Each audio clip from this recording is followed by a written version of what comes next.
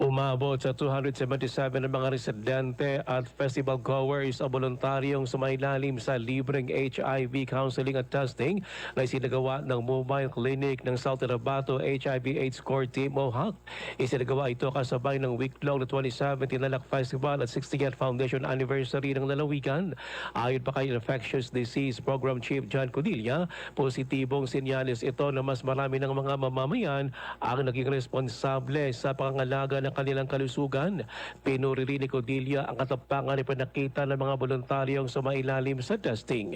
Anya, layo ng programa na mapalawak pa ang kamalayan tungkol sa HIV, mahikayat ang maagang pagpapasuri at mabawasan ang stigma sa komunidad. Bukod sa HIV counseling at rapid testing, nagbigay rin ang mobile clinic ng libreng screening para sa syphilis at hepatitis B, HIV prevention education at pre-exposure prophylaxis o PrEP para sa mga kwalipikadong individual. Ruel Usano, NDBC, Bida Balita.